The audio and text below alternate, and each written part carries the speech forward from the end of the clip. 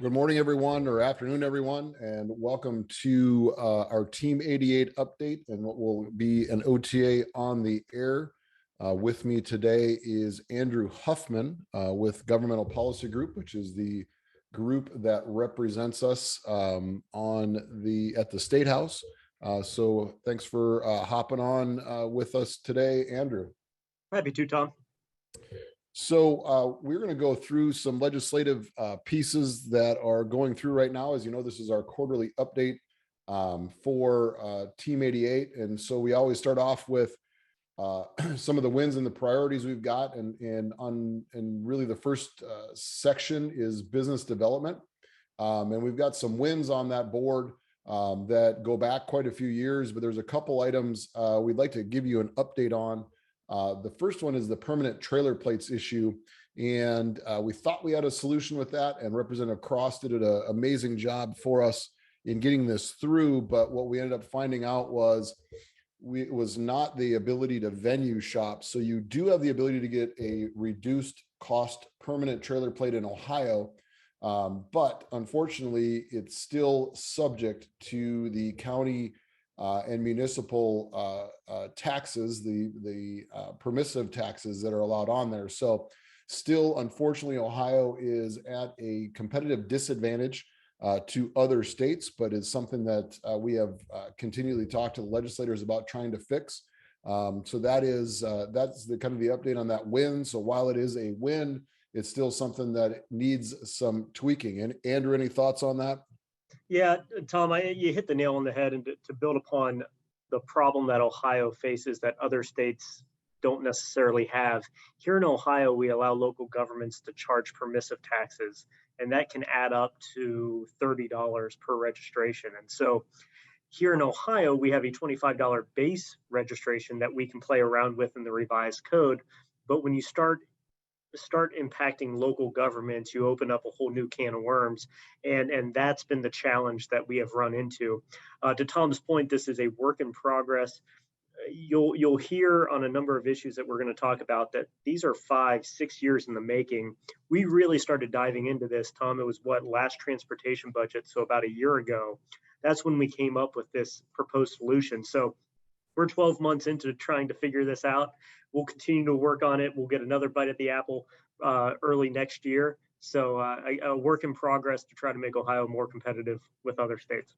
Yeah, and the interesting part about it is that Indiana, while it does have a permanent trailer plate, it also does have the same municipal and local government taxes that are tacked onto that. So while those challenges exist for both Ohio and Indiana, states like Maine don't have that. So there is a permanent trailer plate fix that we're still working on, and we will still continue to work on that. One of the other wins that we have on the board is safer liable towing, and that dates back to a couple different issues that we had fixed there. But obviously, protection from predatory towing is something that we're still looking for a solution on and are working through right now. There's a lot of issues, as we all know, on towing, especially police ordered tows. And Andrew, why don't you give us a little update on where we're at on that? Yeah, over the years, we've been able to make some improvements. So going back to 2014, we were able to work with the legislature to allow a commercial motor vehicle to arrange for their own removal for a police ordered tow. The challenge with that is it's up to the law enforcement officer to determine if that can be done in a timely manner. We were also able to increase the liability that towing companies are held to when they do conduct a police ordered tow. We heard horror stories of these towing companies coming in and really just doing a terrible job and damaging the vehicle, which certainly is a problem. So we were able to create a negligent standard of liability, which was certainly helpful. And then moving more recently, we have been working with the insurance industry. Right now, they are able to bring a civil action against a towing service on the amount billed by the towing service. So even though it's not their vehicle, they're able to bring this civil action against a towing service. We're looking at making additional changes, and some ideas that have been tossed around have been creating a towing advisory board that could handle disputes in bills. Another idea is to prohibit towing companies from holding freight as ransom after if there is a dispute on the bill. So there's some things that can be done. We are working with the insurance industry, with OIDA, as well as the towing industry. The towing industry, representing the good actors, they want to get rid of the bad ones as well. And so they want to make sure that the process is as expedited and streamlined as possible. And I think, Tom, I hope you would agree, I think we have some good allies in the towing industry that want to work in good faith with us to address some of these issues.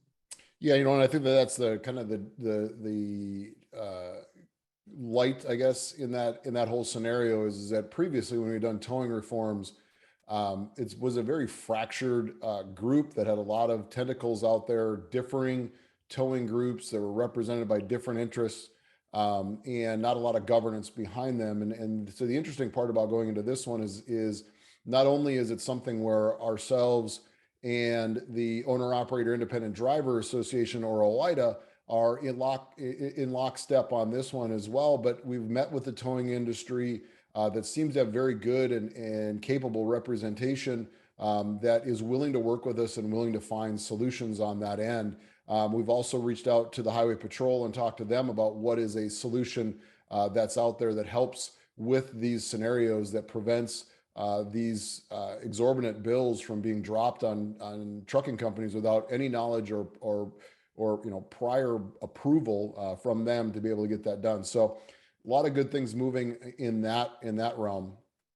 The next priority we have is on fuel tax parity. If you'll remember, 2 budget cycles ago, the state of Ohio increased the fuel tax not only on gasoline and diesel in order to pay for the infrastructure. And one thing that should be noted that's different from the federal government is that the state of Ohio has a constitutional amendment that requires that any of the fees paid towards registration or on fuel tax has to go back to the roads. And so the interesting part is the legislature has allowed the Department of Public Safety or Highway Patrol to be funded by the registration fees. They also have the fuel tax that goes directly to ODOT and then goes through a formula that trickles down to local governments. In that budget cycle, they increased the gasoline tax by 10.5 cents, and they increased the diesel tax by 19 cents, which is the first time that the state has had a differential between fuel tax on the gasoline side and fuel tax on the diesel side. So we have continued to work to say, our status is that we are unwilling to have any conversations about increases in fuel tax until such time that they get that parity even on the gasoline side as well as the diesel side. So, Andrew, thoughts? Yeah, that was it was somewhat surprising because you get a bigger bang for your buck when you tax traditional motor fuel. Why they went after diesel, I was surprised. 1 cent increase in fuel, I forget what it equates to, but you have to raise diesel quite a bit more to make as much money. So that was somewhat surprising. There is legislation out there, Senate Bill 277, that would reduce all fuel taxes to pre-2019 levels. That's been met with some pushback. The sponsor of that bill and proponents of the bill say, hey, we're getting all this federal infrastructure money to the tune of about $11 billion over the next 5 years. We have federal money coming in. We don't need this fuel tax revenue. Like Tom said, the formula that Ohio uses for the fuel tax trickles some of that funding down to local governments. The federal infrastructure money does not go directly to local governments. So while, yes, the state may be held whole, the local governments would really suffer. And it would turn our system into maintaining roads as opposed to improving roads and funding new projects like the Brent Spence Bridge. So there is legislation out there. I don't think it's going to gain momentum just because it's been met with so much pushback, but the discussion is still being had. Yeah, and the interesting part is so when you increase gasoline by 1 cent, and this was prior to the increase, was you got about 50 million, a little over $50 million in revenue for that 1 penny on gasoline. And with 1 penny of diesel, you got about 16.75 million in revenue off that 1 penny. So yeah, definitely almost a 2.5 times increase in the the amount of revenue coming off gasoline than you do on diesel fuel. So there's definitely a need for them, if they need funding, to go back to gasoline, because it just, that's where the money's at. So should be an interesting conversation. There's a conversation going on right now in DC about that as well. But we think there are better ways to reduce consumers' impact with increased gas prices and diesel prices than there is in taking money away from infrastructure projects. So and then the last piece on the business development side is the sales tax exemption for forklifts. And this is a bill that's been around for a while. And Senator Niraj Antani has brought it forward. I believe he brought it forward when he was a representative in the House of Representatives as well. But right now, if you buy a forklift in Ohio and you are a manufacturer, that purchase is exempt from fuel tax. But if you buy a forklift for logistics, that is not exempt from sales tax. So there needs to be some parity there, and the surrounding states have that sales tax exemption as well.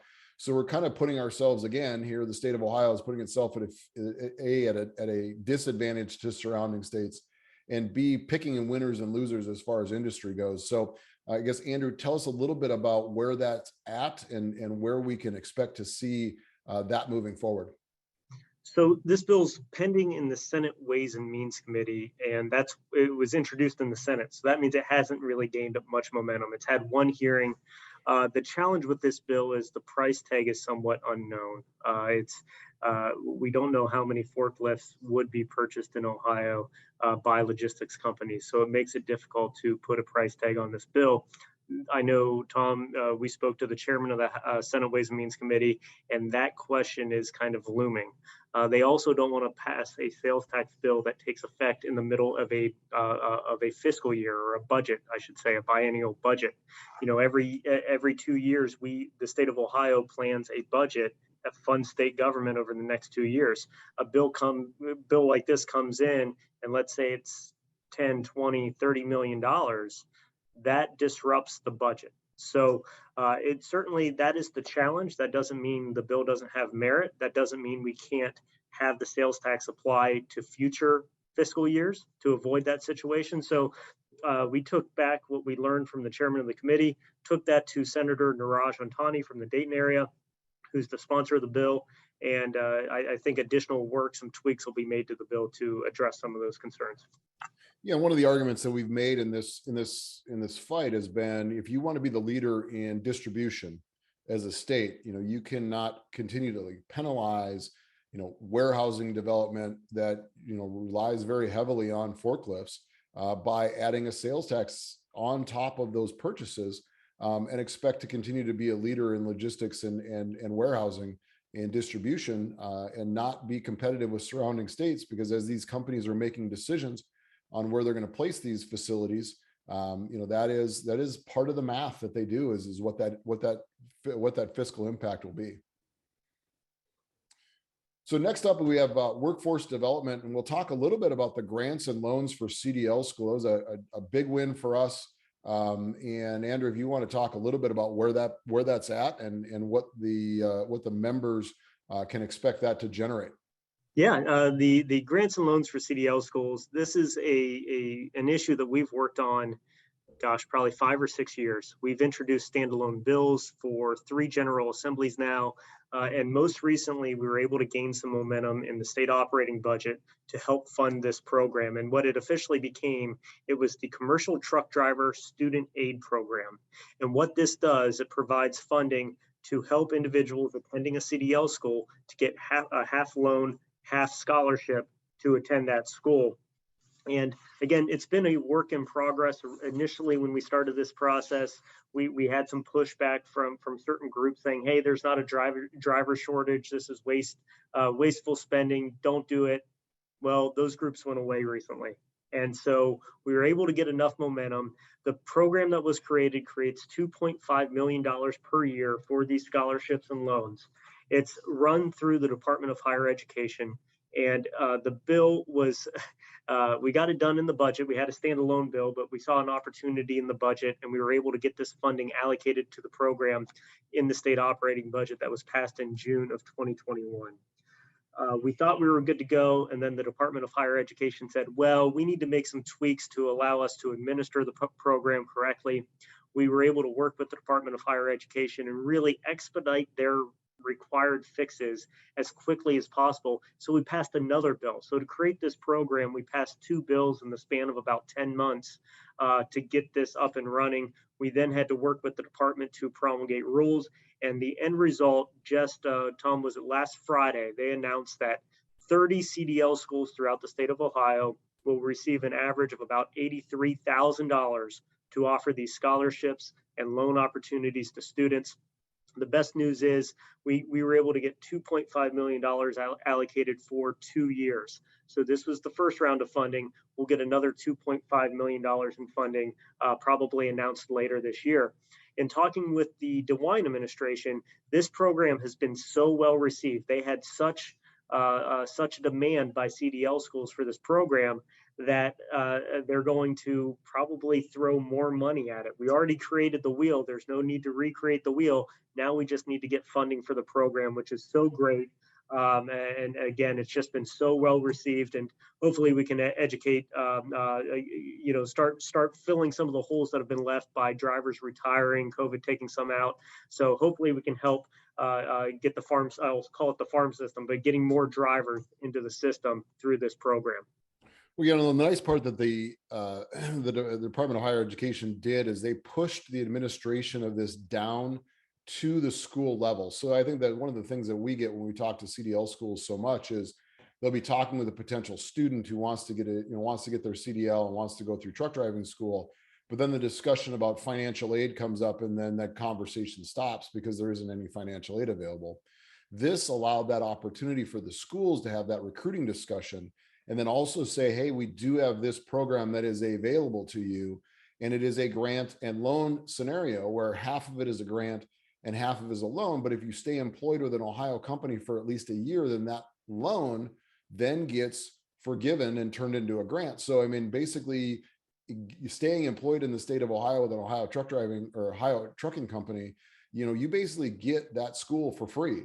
And so it is very, timely. And it is a very good program that helps these CDL schools that were recipients of this money to really, use that recruiting tool that they already have in place to get these drivers up and running and through their program very quickly. One other thing that we recently did is we started this CDL Council, which is primarily made up of CDL schools.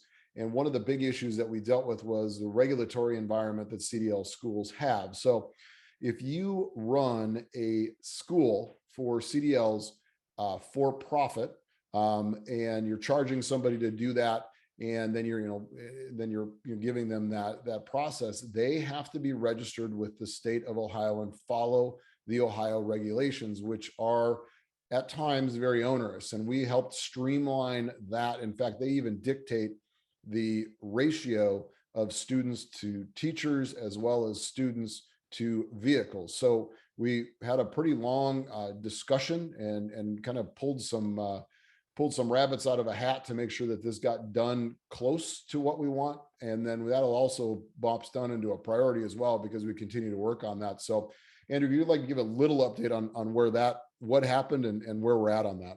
Yeah, and to Tom's point about the ratios, this was all included in a massive, I'll say, multi-100-page rule package that the Department of Public Safety developed. And in that package, they had these ratios that would reduce the number of students per instructor, trucks per instructor that they could oversee. And it was going to require CDL schools to purchase more vehicles and just create a lot of headaches for them. And so we were able to clarify the terminology and some of the ratios that were used. This has been well over a year in the works. The administrative rule package that was created was just filed with the Joint Committee on Agency Rule Review, which oversees state agency rulemaking. We hope to have this finalized by the end of the month. It's been long overdue. I think everybody's mostly on the same page now, so we need to get this done.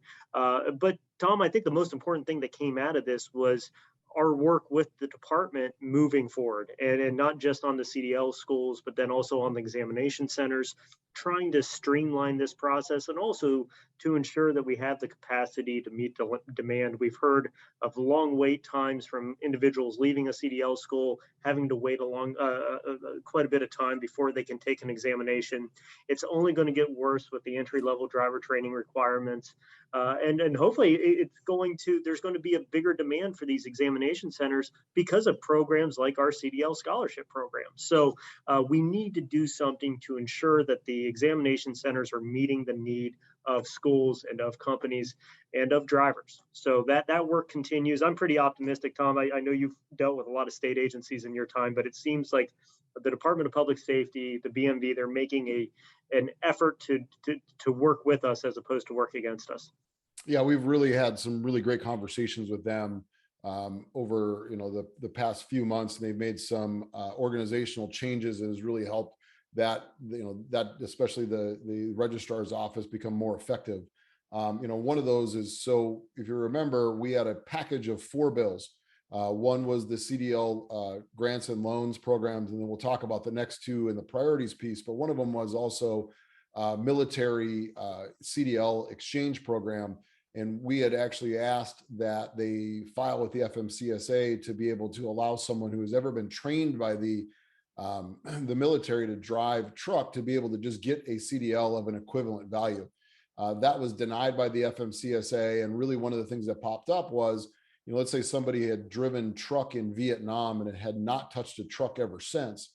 Do we just give them a CDL, or is there some sort of training that's in there? And there was a kind of a training time frame issue. Right now, you can do it if you've been discharged within the last 2 years. The hope was to expand that, but the FMCSA denied that. But one thing that we did get them to start working on is a program called Even Exchange. And what Even Exchange does is, if you're an active duty military, which includes the National Guard, and you are trained in a specific vehicle area, that the department will just give you a civilian CDL of the equivalent training as an active duty military. So continually easing the transition from the military training to the civilian CDL. So that, I think, is a win in that side of it. When that comes through, there's about 22 other states that do this, and Ohio hopefully will be the next one to do that. One of the next priorities and part of that bill is this tax credit for training schools. So we always said you had to get them into get truck driving school out of the way, and then you have to do training of them afterwards. And there's that continual truck driver training, and this would allow a tax credit for trucking companies who offer training to drivers of $25,000, which is a 50-50 match. So you have to spend 50 to get the 25 in a tax credit for providing driver training. So Andrew, you want to talk a little bit about where that's at in the process? Yeah, this is another bill that we introduced with the CDL scholarship program with a package of bills about 5 or 6 years ago. And while the CDL scholarship focused more on the students, this pertains to the companies that invest in training drivers and make that investment. So like Tom said, it would be a $25,000 income tax credit. And that would be good for half of the training costs. So a company would have to invest $50,000 to get that 25. And that has played well with legislators. This isn't just a free pass to trucking companies. They have to have skin in the game. They need to make that investment to get this tax credit.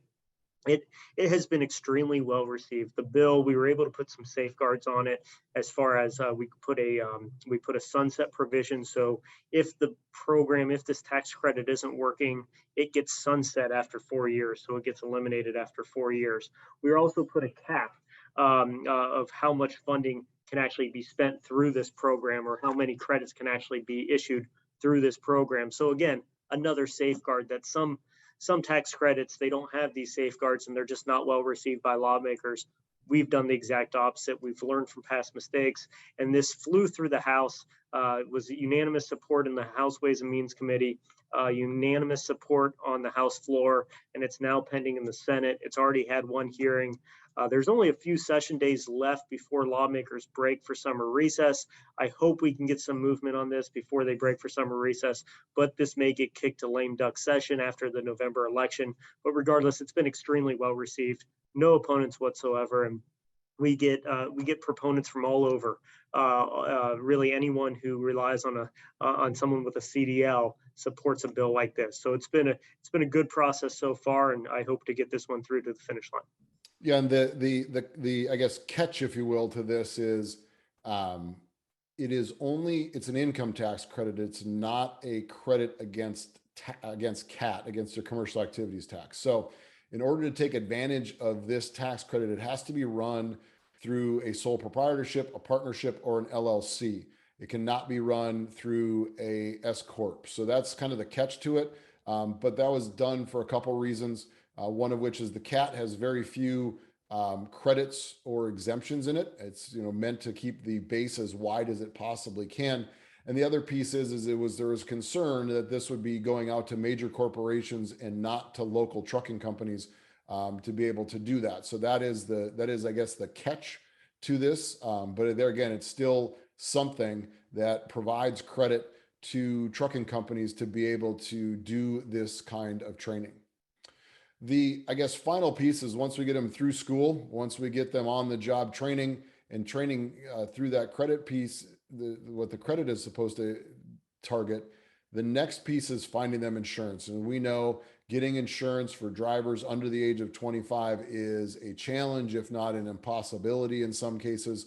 So we are trying to find ways to work with the insurance industry to find insurance coverage or allow for insurance coverage for younger drivers. And this is an ongoing discussion and one that we continue to have with the Insurance Institute and the insurance companies to make sure that they are not taking on undue risk of these drivers. And Andrew, any update there?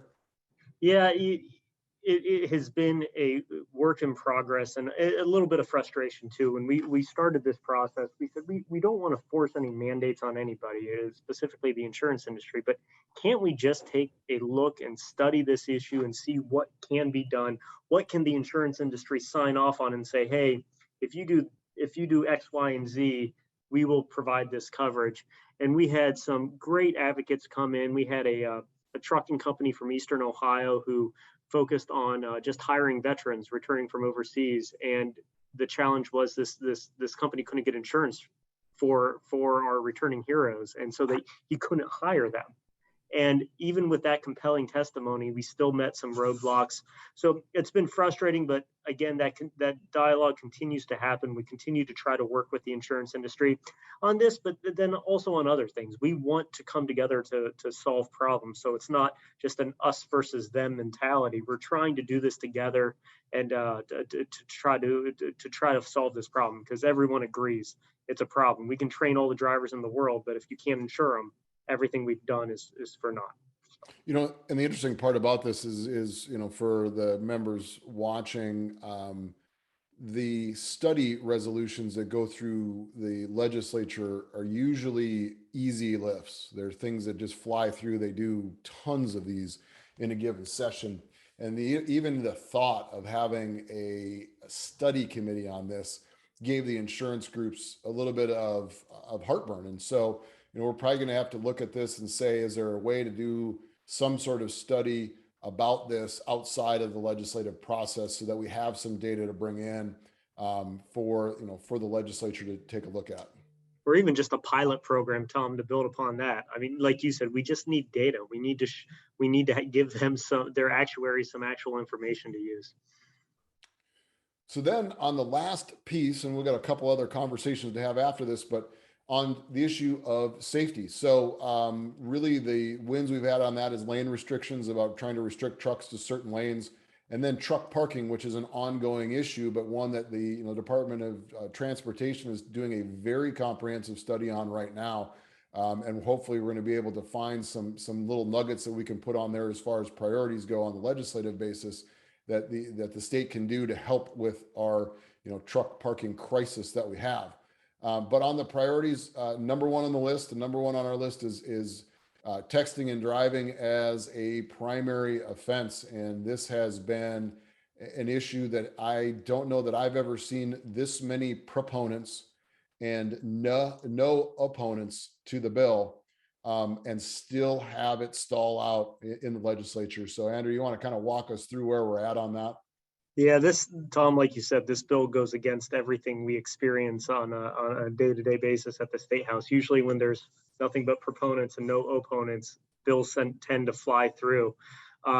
This one has been, again, I keep on saying a work in progress. Going back to 2019, Governor DeWine developed a distracted driving task force. He also created the Ohio Traffic Safety Council, Tom, that I know you serve as a member. And so he really went to work to try to get data, get the right people in the room to come up with a solution. Then in the most recent transportation budget, he introduced what he called the Hands-Free Ohio proposal, which was making distracted driving, the use of a cellular device, a primary offense. That provision was removed from the transportation budget. So we went back to the drawing board. We found two great sponsors in the House of Representatives, Representative Cindy Abrams from the Cincinnati area, and then Representative Brian Lampton, a Republican from Fairborn, and they introduced a bill that was very similar to the governor's proposal in the transportation budget. That bill, once again, was very well received. It made a number of changes, but the purpose of the bill was to continue to make the use of a handheld device a primary offense. Since that time, the bill has had 4 hearings in the House Criminal Justice Committee. We've testified, Tom. I think you've testified twice now. We keep on trying to make concessions to get legislators on board. There are concerns from lawmakers that such a bill makes Ohio a nanny state. It encroaches upon individuals' rights. It treats low-income individuals who don't have access to Bluetooth technology in their cars, treats them differently than other individuals. And so we've had to accept a number of amendments. We're even arguing over things of like what constitutes holding a device. So we had to include an amendment that says if you put your phone on a clip on your belt, that doesn't count as holding or operating a device. We've had to remove notices that the BMV would have to provide to individuals, informing them of the new law. We had to change the probable cause language, or I guess clarify probable cause, to ensure that law enforcement actually sees an individual texting and driving or using their cellular device while driving. Another thing that we had to add, and this is still being debated, is lawmakers want to be able to use their devices when they're stuck in traffic or at a red light. So we have language in there allowing them to use a device during an emergency on the road that stops traffic. That does not include red lights and stoplights. Some lawmakers want us to extend it to red lights and stop signs. And then we also, and this was pretty well received, we changed. There were some concerns that people would be getting points on their license because of texting and driving. So we allowed, for at least for the first offense, we allowed individuals to take a training course in lieu of fines and penalties or points on their license. So again, it's still a primary offense. We're not trying to have anybody lose their license over this, but we want to educate individuals of the importance of maintaining a safe driving experience. And when you're texting and driving, Tom, I know you use the point all the time, it's worse than drunk driving. It's really the biggest danger on our roadway today. Well, the interesting part is when I've asked legislators if they do not feel that this is as dangerous of an activity, that it's a secondary offense, that they should remove the felony charges on drunk driving. And that is met with a lot of silence on their end. So yeah, it's kind of been an amazing exercise in futility as we work through this process, but we will continue to drive this and be a leader in the industry as far as our support for this. The last piece on the priorities is the Township Policy Authority, and this would allow townships, because currently township officers do not have the ability to enforce laws on the interstate highways. And the issue that we run into is, especially when it comes to human trafficking. And this would allow a township officer to exercise their law enforcement authority on interstate highways. And it has passed the House. It is Representative Haraz Gambari from the Toledo area, who's a good friend of ours. And it had a hearing in the Senate last week or the week before. So Andrew, any update on where we're at on that? Yeah, it's pending in the Senate Government Oversight and Reform Committee. There, to my knowledge, no opponent showed up during the third hearing, so it's just waiting to be reported from committee. We testified in support. Ed Nagel came down and gave great testimony, and really, we talk about Ohio being the crossroads of America. We have a lot of traffic coming in and out of Ohio, and we need to give law enforcement officers, we can't handcuff them and restrict what they're able to do. And so there's examples of township police officers being on a highway, seeing a crime and not being able to do anything. And the testimony is compelling. It's a safety issue. We did make sure that this wouldn't be a money grab by small township police, to try to just pull people over to create a speed trap. The money goes to the county. It doesn't. I don't even believe it goes to the township. So it wouldn't be a money grab. It's completely a safety issue, and one that we certainly support, and hopefully it will get through to the finish line. Yeah, and if any of you are thinking that, hey, one of the issues we're going to run into is, every township police officer is going to get 2 bathroom scales and start weighing trucks. We have processes in place that require a pretty heavy investment of not only equipment, but also training time in order to allow a law enforcement officer to weigh trucks. So this, we do not believe, will be an enabler to that. In any way, shape, or form that they don't already have.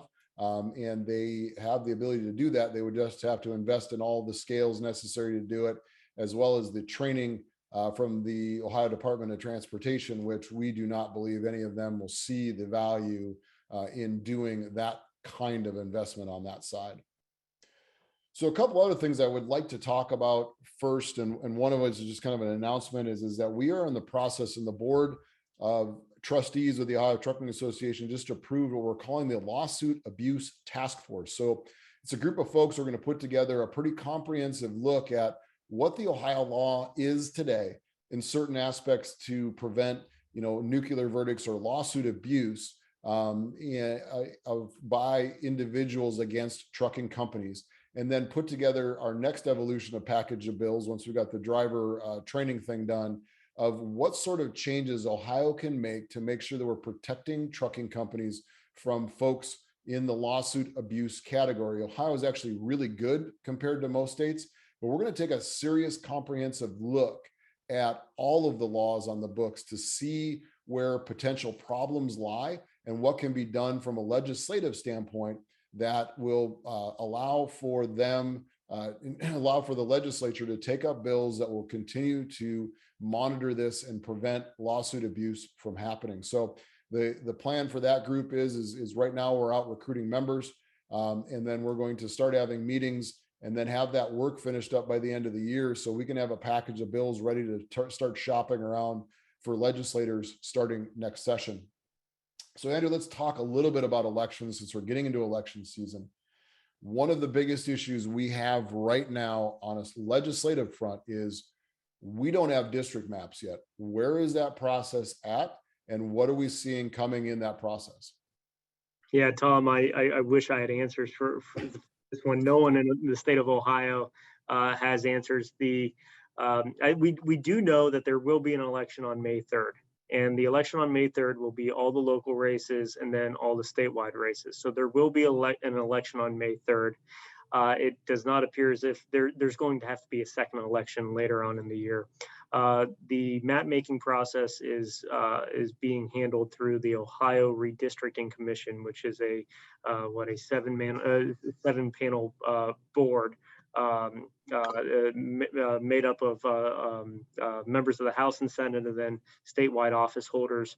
Republicans have a majority on there. They have passed legislative district maps they keep on getting rejected by the Ohio Supreme Court. So that is the problem. We do not have maps. The Supreme Court continues to push back, rule them to be unconstitutional. The Supreme Court cites essentially a provision saying that Ohio is essentially made up. They've looked at statewide races in the past, and essentially they want Ohio's legislative maps to look like other statewide races have run. So I think the number they're using is a 54% Republican and 46% Democrat. That's what they want the breakdown of legislative districts to look like. And Republicans that control this process aren't getting there yet, or at least not to the liking of the Ohio Supreme Court. So there is a chance that the federal courts could get involved. They're giving Ohio, I think, until April 20th to make to figure this all out. But if it gets to that April 20th time, then the federal courts could step in and essentially force the state's hands. If that happens, we're looking at a primary. I believe the latest we can have a primary is in August. So that would be the second primary, which would be all the state legislative races, so the Ohio House and Ohio Senate. But that's really where the hiccup is right now. Yeah, the redistrict committee's on their fourth set of maps. Yeah, they've actually brought in 2 map legislative or voting map experts to help them with it. I mean, they have done everything that they possibly can to be able to get these maps done. But to keep running into the Supreme Court. And that is, I guess, our next issue is that we have a Supreme Court election coming up, a pretty major one in this next this next election cycle.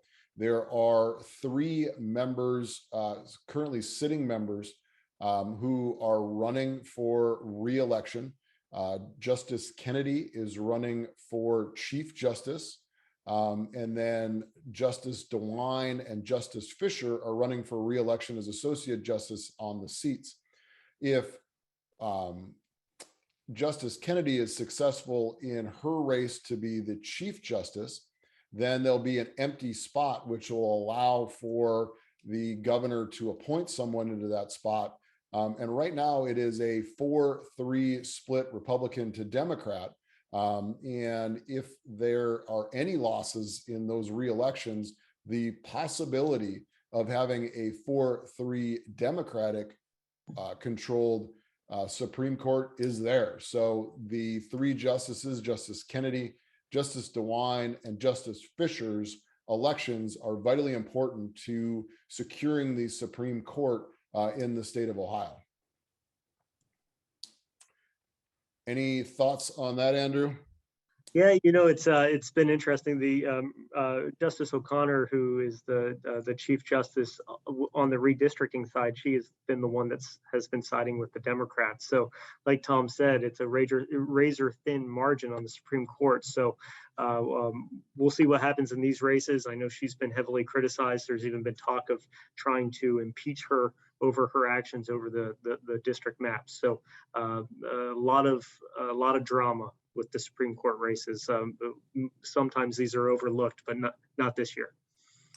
Yeah, and then the last piece of news that just came out about an hour or so ago, although I did get an opportunity to ride on a plane back from DC with him, is Congressman Bob Gibbs, who has been a mainstay up in Northeast Ohio, is a member of the Transportation and Infrastructure Committee in Congress, very powerful committee for our industry, has announced his retirement. So some kind of interesting things that will happen from a congressional status up in that area to see who comes in and replaces Congressman Gibbs, who has been a great friend of this industry, a great friend of the Ohio Trucking Association. So obviously sad to see him leave, but also very happy for him for his retirement. But kind of an interesting little wrinkle that we have coming up in congressional races. As always, thank you for attending this and being part of this. Please continue to work with your local legislators, build those relationships, making sure that they understand the the need for the industry, the vitality of the industry, and continuing to help us as an association work for you and fight for you to get things done. So again, thank you everyone, and we will be back with you next quarter.